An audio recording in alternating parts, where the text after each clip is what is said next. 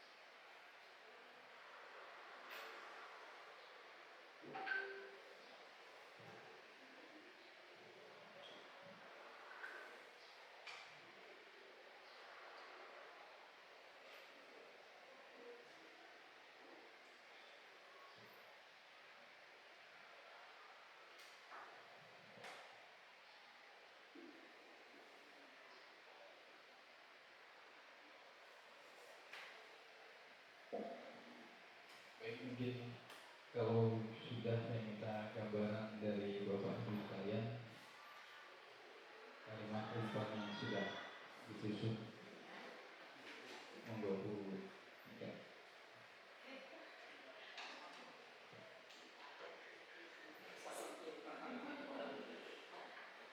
Ya, terima kasih Mr. Chai dan juga Pak Dewa dan juga Bapak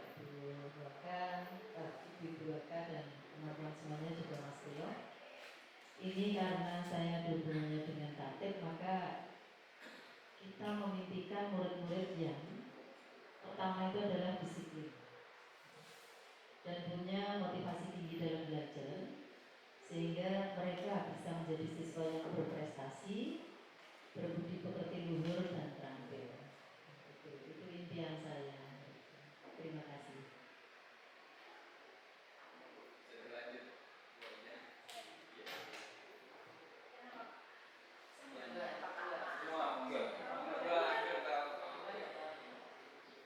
Baik.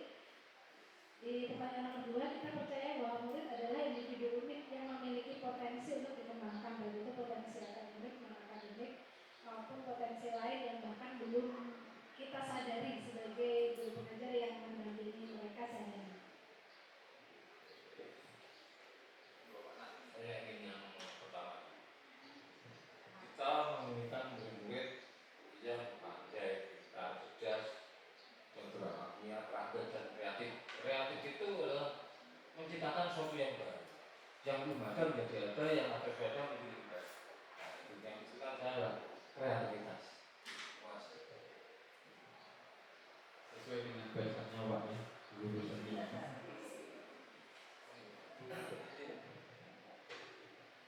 Terima kasih. Assalamualaikum warahmatullahi wabarakatuh. Di sini yang pertama kita memimpikan murid-murid yang seperti apa. Kalau secara pribadi, saya sangat memimpikan murid-murid SMA 8 itu bisa menjadi murid-murid yang cerdas, berakhlak mulia, taat pada aturan, baik itu aturan ketika mereka di sekolah maupun di lingkungannya, sehingga nantinya mereka bisa menjadi manusia-manusia yang berkualitas dan mandiri di masa mendatang. Terima kasih.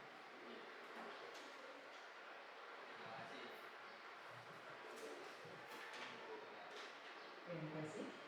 Assalamualaikum warahmatullahi wabarakatuh.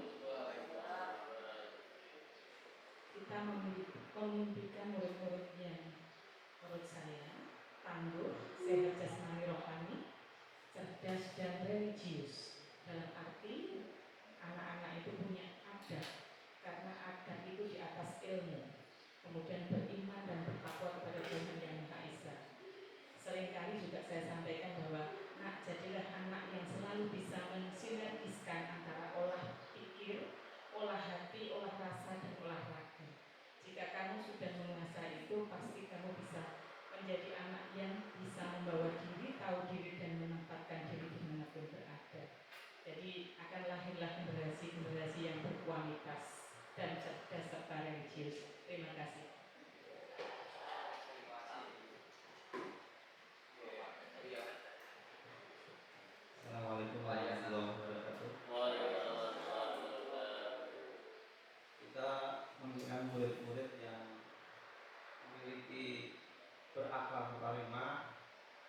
berinovasi dalam belajar sehingga bisa sukses dalam meraih cita-citanya.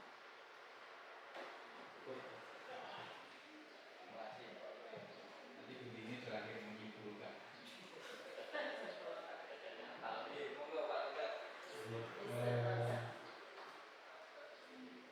Saya ingin yang kedua aja. Kita percaya bahwa murid ini, kalau menurut saya pribadi, saya percaya bahwa murid itu akan mampu bersaing dan mencapai kesuksesan dengan daya dan upayanya sendiri. Seperti itu.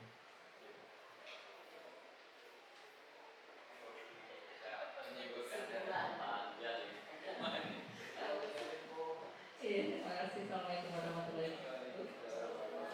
Dari apa yang disampaikan teman-teman, semuanya itu sudah terangkum sebenarnya Pak Andi.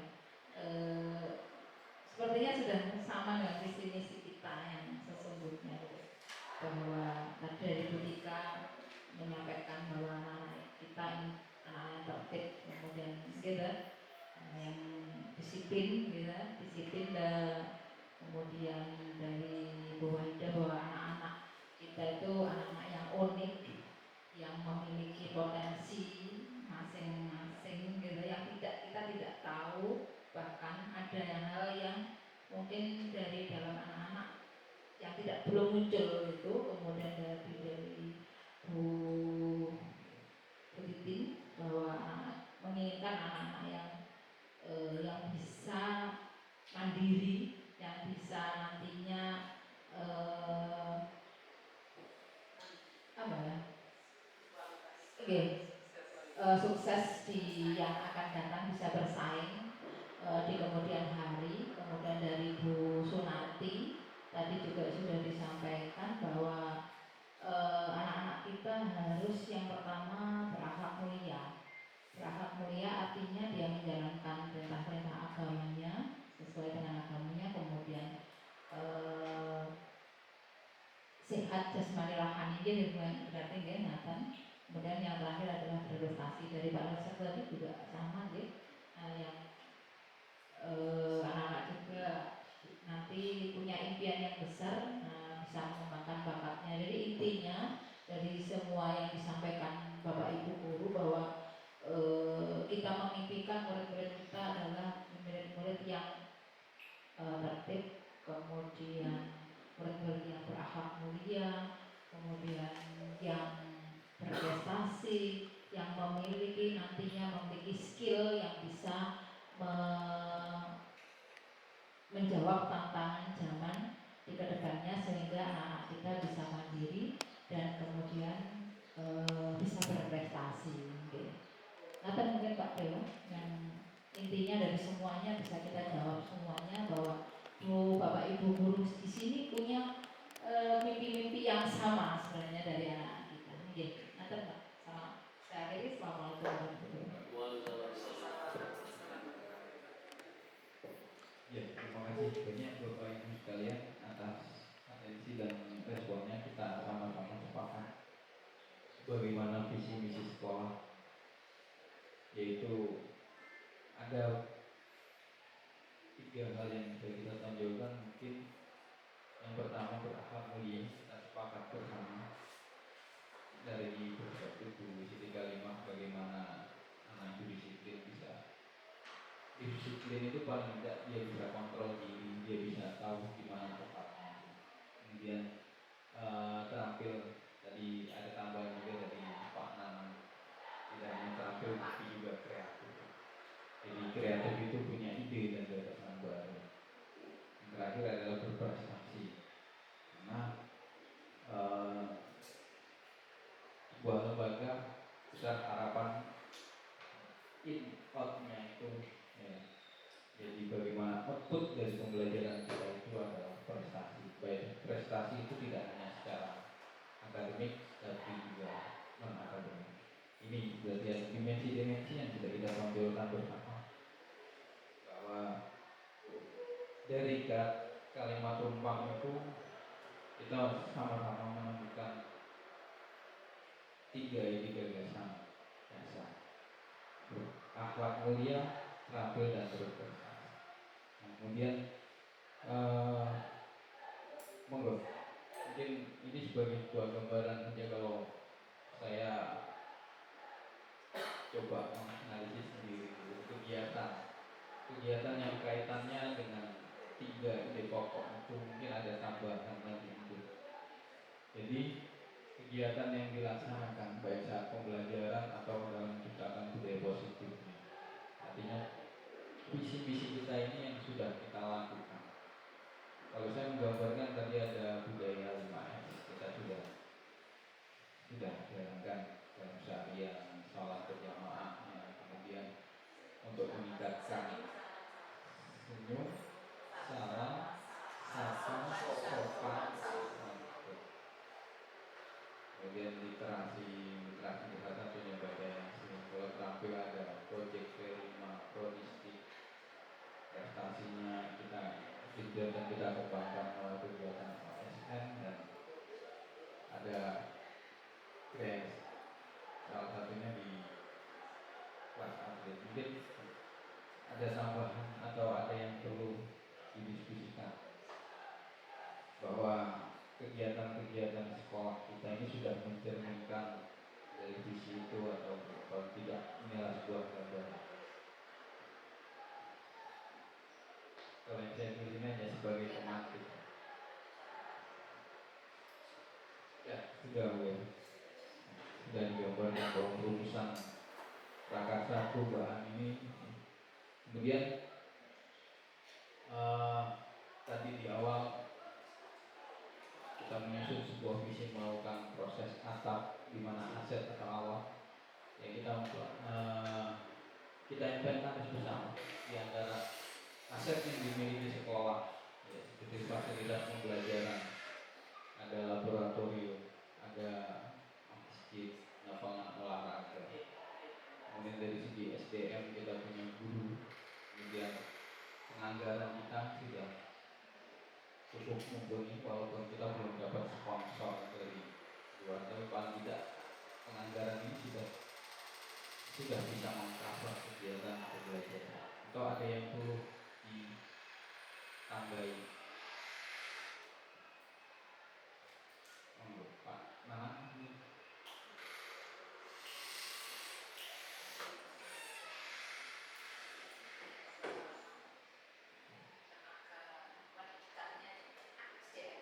Oh iya, tenaga pendidikan Bu.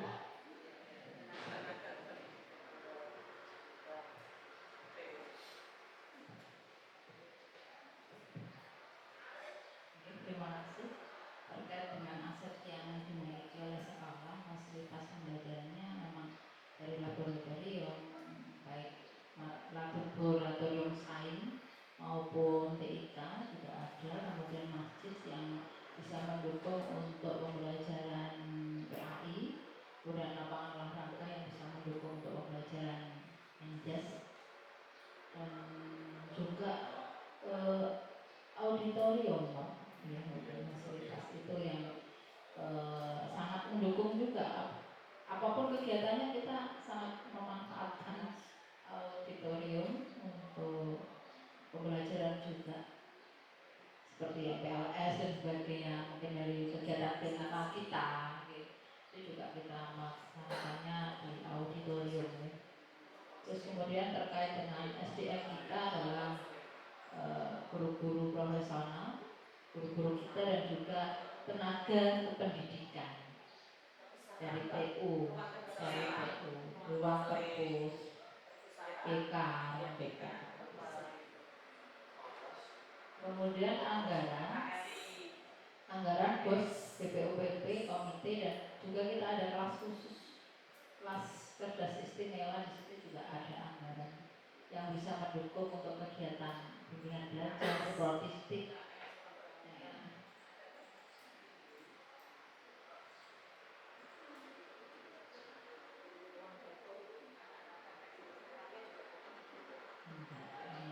Bisa lah, nanti ditambahin dan lain-lain. Mungkin itu Pak Dewa untuk terkait dengan aset yang dimiliki oleh sekolah.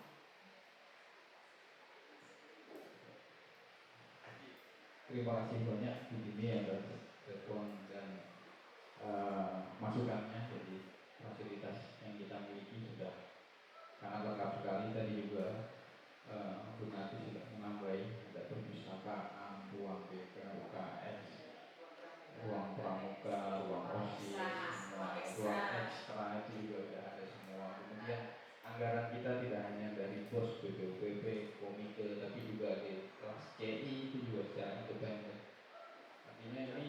kemudian oh iya gimana Pak Bro? Untuk tempat ibadah kan tidak hanya masjid saja, kan ada yang non muslim bisa makan biar mereka nanti lebih nyaman gitu ya. Itu aja sih.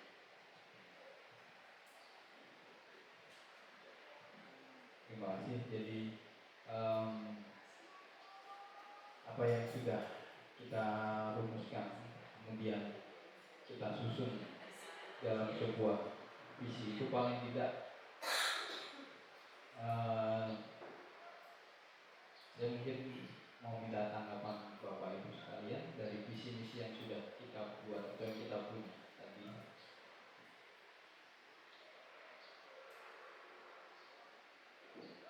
Jadi sekolah kita ini visi misinya adalah